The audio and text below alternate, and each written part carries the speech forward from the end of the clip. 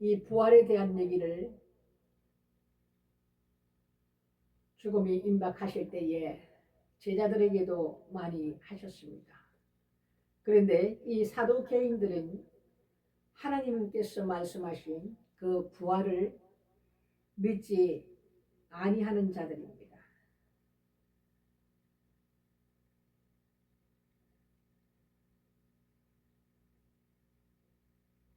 그래서 예수를 이들이 그 예수의 입에서 어떤 얘기가 나오는지 그들은 항상 그 목을 지켰다 그랬습니다.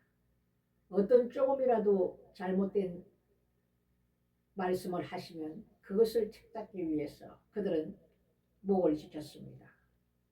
예수에게 오늘도 이 사두개인 중에서 어떤 사람이 이 부활에 대한 것을 묻습니다. 선생이여, 모세가 우리에게 써주기를 사람의 형이 만일 아내를 두고 자식이 없이 죽거든 그 동생이 그 아내를 취하여 형을 위하여 후사를 세우지니라 하였나이다. 이 이스라엘에서는 이런 제도가 있었습니다. 그래서 이 형이 아내가 있었는데 자식이 없어 그 형은 죽고 그 동생이 그 아내를 또 취하여서 형을 위하여 후사를 세우는데 이 형제 중에 칠형제가 있었다 이겁니다.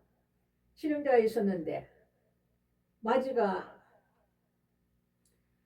아내를 취하였다가 자식이 없어 죽고 둘째, 셋째, 일곱째까지 다 그와 같이 자식이 없이 죽고 그 후에 여자도 죽었는데 일곱이 다 죄를 아내로 취하였으니 부활 때에 그 중에 누 아내가 되느냐 이렇게 예수님에게 얘기를 합니다. 이들은 부활도 알지도 못하며 부활이 없다고 주장하는 자들입니다.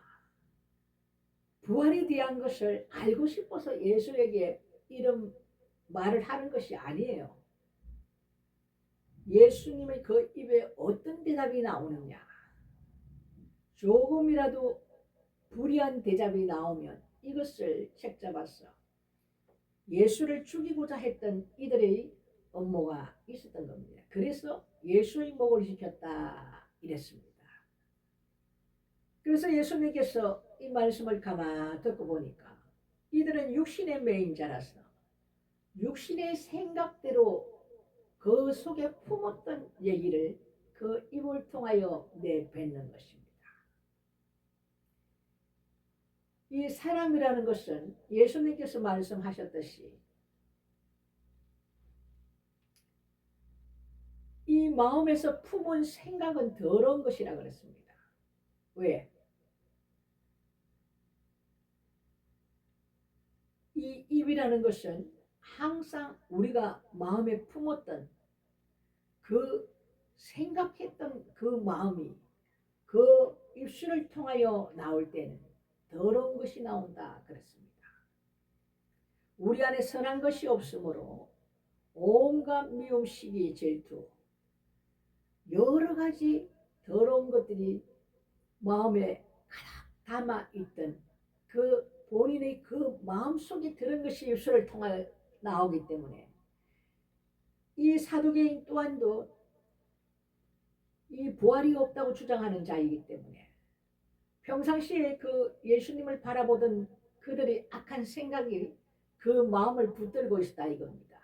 그래서 예수님을 오늘 어떤 말을 하는지 우리가 가서 보자.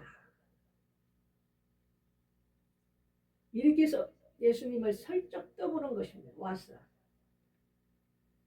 그랬더니 예수님께서 이걸 가만 들어보시더니 그들에게 이렇게 말씀하십니다. 이 세상의 자녀들은 장가도 가고 시집도 가지만 저 세상과 죽은 자 가운데 부활함을 얻기에 합당히 여김을 입은 자들은 장가가고 시집가는 일이 없으며 이 세상 이 땅에 사는 사람들은 시집가고 장가가고 이런 삶을 살지만 저 세상에 있다는 겁니다. 저 세상에. 저 세상의 사랑과 죽은 자 가운데서 부활함을 얻기에 합당한 자, 합당히 여김을 입은 자, 이 부활한 자들은 둘째 사망이 없습니다.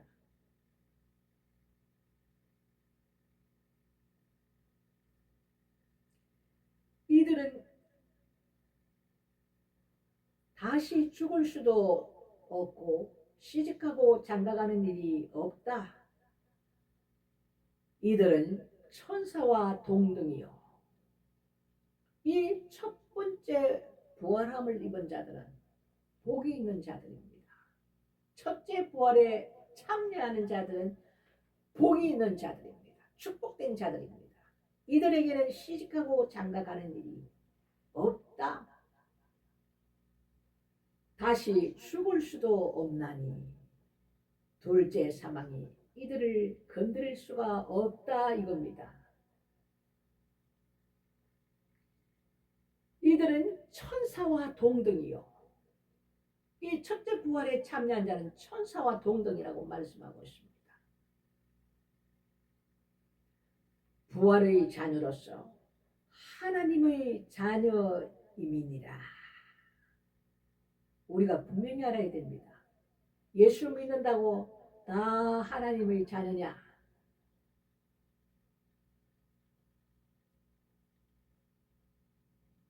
이 마지막 때에 하나님의 자녀로서는 어떤 자녀가 하나님의 자녀라는 것을 오늘 말씀해 놓고 계십니다. 이들이 하나님의 자녀인 것입니다. 죽은 자에 살아난다는 것은 모세도 가시나무 떨기에 관한 글을 보였는데 주를 아브라함의 하나님이요 이삭의 하나님이요 야곱의 하나님이라 칭하였습니다. 왜 그렇게 불렀을까요? 아브라함의 하나님이요 이삭의 하나님이요 야곱의 하나님이라. 이들은 다 죽은 자가 아니고 부활체를 입은 산자의 하나님이라. 부활체를 입은 자들이기 때문에 이들이 하나님의 자녀라 이겁니다. 그래서 아브라함의 하나님이요 야곱의 하나님이요 이삭의 하나님이라 이렇게 말씀을 칭하였다 이겁니다.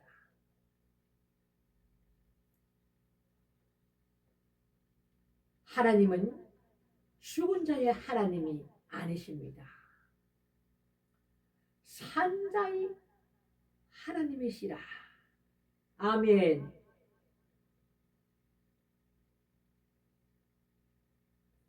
첫째 부활에 참여하지 못한 자들은 죽은 자들입니다. 산 자들이 아니에요.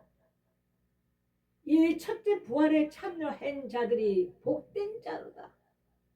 이들에겐 둘째 사망이 없다. 왜? 산 자들이기 때문에. 이들은 천사와 동등됨이고 이들이 하나님의 자녀라. 오늘 이렇게 말씀하고 있다 이겁니다.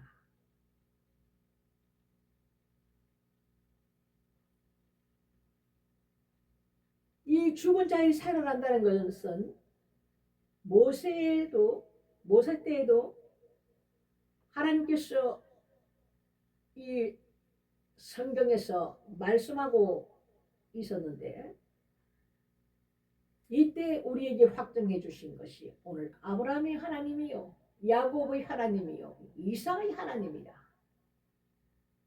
이 첫째 부활에 참여한 자들이다 이겁니다. 산자의 하나님이다. 여러분 우리가 잘 정리를 해야 됩니다. 우리가 그냥 신앙생활을 한다고 다 이렇게 하나님의 자녀라 이런 하나님께서 주시는 이 모든 것을 누리는 것이 아니라 이겁니다. 오늘 말씀에서는 분명히 얘기하고 있습니다.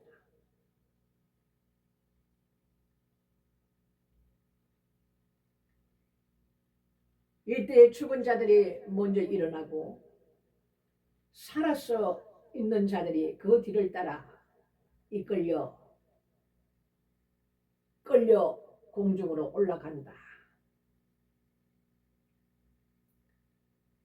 이들이 부활의 자녀가 된다 이겁니다. 이들은 산자들이다. 하나님은 산자의 하나님입니다. 그래서 아브라함의 하나님, 이삭의 하나님, 야곱의 하나님 이렇게 말씀을 하셨다 이겁니다.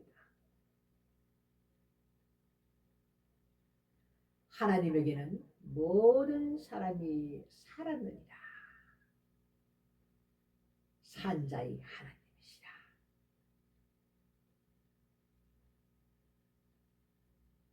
이들이 정말 부활이 있고 그것을 믿고 그것에 관해서 정말 궁금했다면 예수님에게 이렇게 여쭈지는 않았겠죠.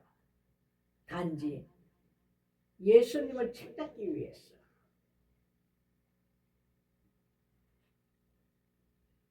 부활도 믿지 않았던 이 사도계인들이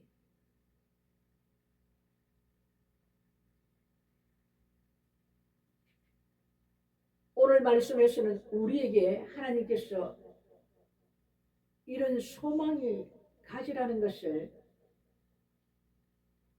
말씀해 두고 계십니다.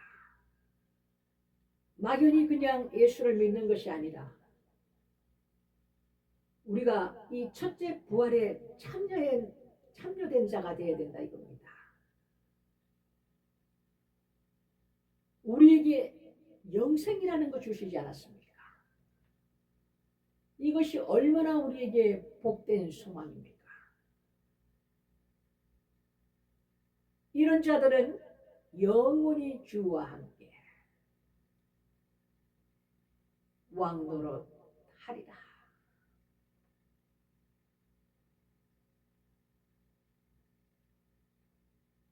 저와 여러분이 이 첫째 부활에 참여하는 자가 되시기를 주님의 이름으로 축복합니다. 새해에는 정말 우리가 관념적인 예수를 믿는 것이 아니라 정말 예수를 우리가 마음으로 믿어서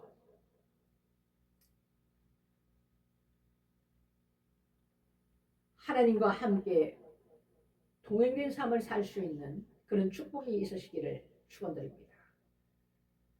종교 생활이 아니 이제는 하나님 방법대로 하나님 말씀대로 말씀을 지키며 믿음으로 설 수 있는 여러분과 저가 되시기를 주님의 이름으로 축원드립니다. 모든 기회는 우리에게 주어졌습니다. 그런데 우리가 이제 어떻게 살아갈 것인가? 우리가 정말 넓은 길을 갈 것인가? 이 좁은 길로 가는 삶을 살 것인가? 이것은 우리에게 달려있다 이겁니다. 하나님께서는 우리의 모든 것을 다 주셨습니다.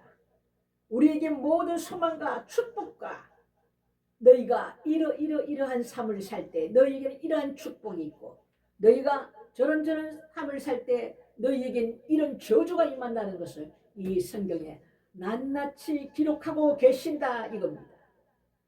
갈림길에서 여러분 어떤 길을 가시기를 원합니까? 넓은 길을 가시기를 원합니까?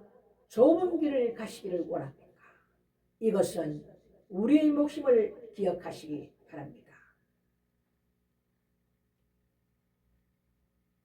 그 길은 만만치 아니합니다. 넓은 길은 여러 많은 사람들이 그 길로 갈 것이요. 좁은 길은 고난의 길이기 때문에 눈물 없이는 갈 수 없는 길이요. 그 길을 가는 자들은 너무나도 적을 것을 말씀해 놓고 계십니다.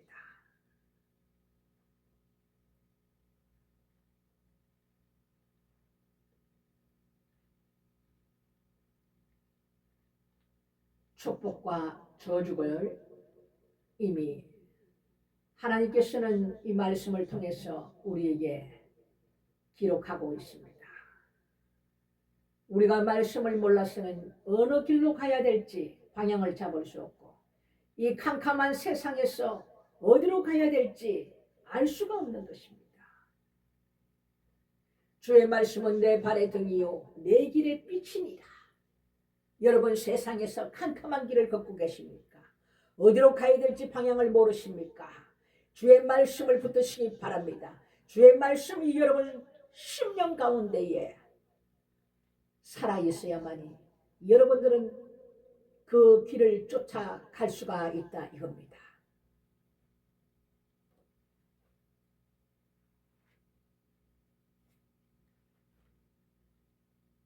우리에게 영생을 주신 하나님, 생명의 부활로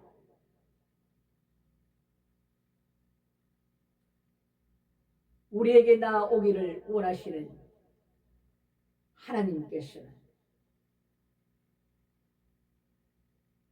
오늘도 어리석고 무지한 이 사두개인의 부활이 없다 주장하시는 것을 예수님은 알고 계십니다. 그들의 심령 깊은 곳까지 다 뚫어보고 계신다 이겁니다. 마음의 숨은 뜻을 다 보고 계신다 이겁니다. 그들이 왜 왔는지도 예수님께서는 이미 다 보고 계신다 이겁니다.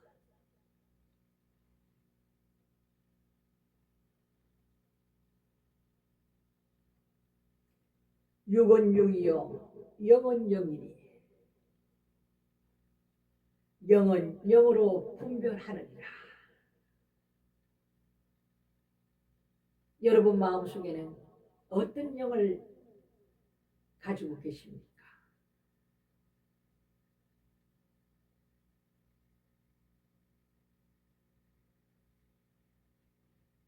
우리가 우리 자신을 잘 살펴보아야 합니다.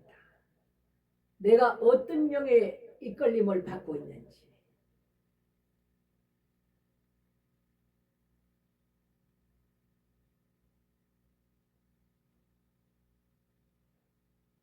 거짓 그리스도의 영이 엄청나게 많아지고 거짓 선지자의 영이 엄청나게 많습니다. 양심 역사하는 사람들도 너무나도 많습니다. 이것은 목사뿐만 아니라 예수를 믿는다는 자들이 굉장히 많습니다. 하나님 앞에 여러분 영적 분별함을 꼭 구하셔야 됩니다. 스스로를 점검해 보셔야 합니다. 그리고 내 안에 어떤 다른 것이 감지가 되는 것을 내가 분별하게 된다면 즉시 예수 이름으로 물리치시기 바랍니다. 여러분들이 모르고 그냥 넘어가면 이것은 거기에서 서서히 자리를 잡고 경관친으로 변해서 여러분들을 주장하게 된다 이겁니다. 세월이 가면 더욱더 죄를 짓게 하고 강력한 영으로 변할 수 있도록 안에 더러운 것에 먹이를 준다 이겁니다.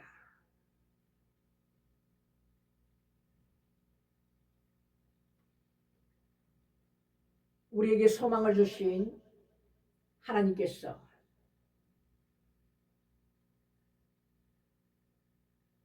우리를 도우시는 성령님을 보내주시고 그 성령님을 통해서 우리가 알게 되고 깨닫게 되고 기억나게 하시고 진리의 길로 이끄시며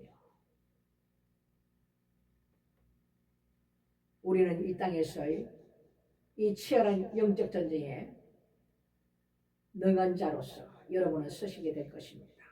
성령을 힘입지 않고는 여러분 내가 할 수 있는 것은 아무것도 없습니다. 제 체험으로 보면 이 성령이 임하면 어떤 현상이 생기느냐? 말씀이 보고 싶어서 견딜 수가 없어요. 이 성령은 보혜사 성령님은 진리의 영이십니다. 그분이 우리 안에 들어오시면 말씀이 보고 싶어서 견딜 수가 없어요. 당장 가서 성경책을 사서 봐야 되는 거예요.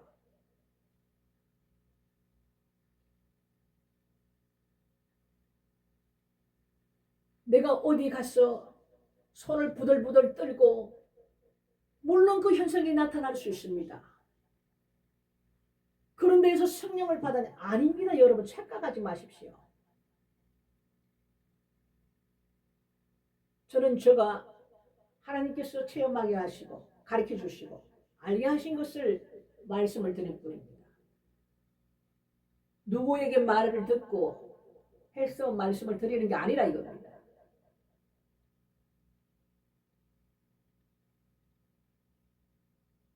성령을 받았다는 사람이 하나님 말씀이 보고 싶지 않다면 그것은 성령이 들어온 게 아니에요.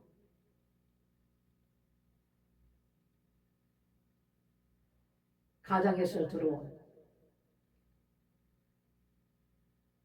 거짓의 영입니다. 거짓의 영.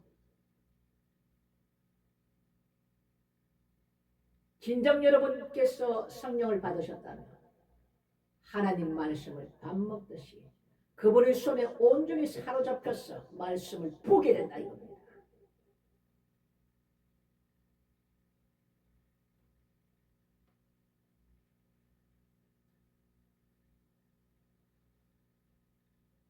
그리고 지금 새 신년이라고 여러분들 인생이 안 풀리고 어려움이 있고 여러 가지 경제적으로나 우리나라 모든 것을 볼 때에 굉장히 어렵습니다. 불안합니다. 이런다 해서 또 새해에는 뭐 좋은 일이 좀 있을까? 내 팔자가 바뀔까? 해서 세상 사람처럼 무당집으로 갔어. 절간으로 갔어. 한 해 운수를 보고 이런 하는 사람들 분명히 있을 겁니다. 교회 안에도. 무당이 그러더라고요. 교회에서 전 보러 오는 사람이 많다고. 이것이 하나님 자녀입니까? 하나님을 믿는 그리스도인들입니까?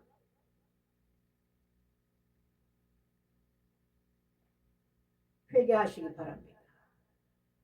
하나님 앞에 엄청난 죄를 짓는다 이겁니다.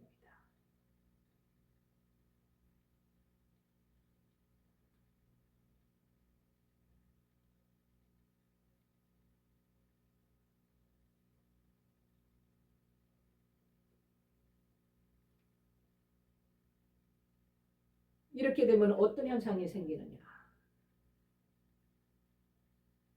무당진 감으로 인해서 그들에게는 귀신이 붙어옵니다.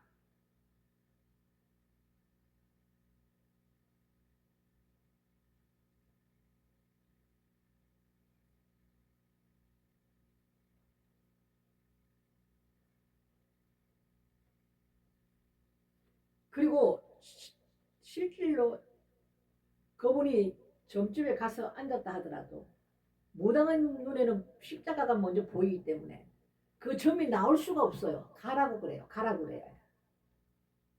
근데 예수를 믿는다 하면서도 종교 생활을 하고 있기 때문에 그 무당집에 쫓아다녀도 십자가가 안 보이는 거야.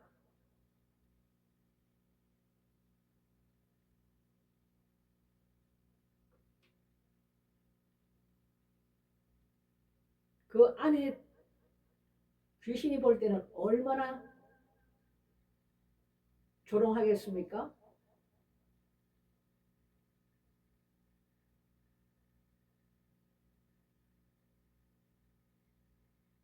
그리고 교회 안에서도 예언을 받을 때 여러분 굉장히 신중히 분별해서 예언자들에게 예언을 받으십시오. 거짓 예언자들 많고 특히 양심 역사하는 혼적인 예언자들이 너무너무 많습니다.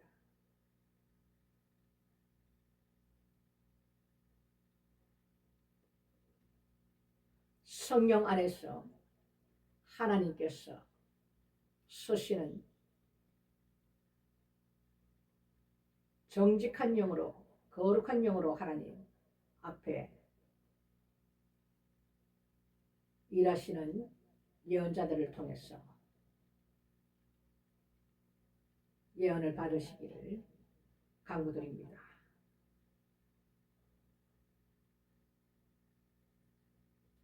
우리에게 큰 소망을 주시고 우리는 죽은 자가 아니요 죽은 자들 가운데서 일어나고 그 뒤를 따라 산자들도 함께 공중으로 끌려 올라갈 때 우리는 부활체로서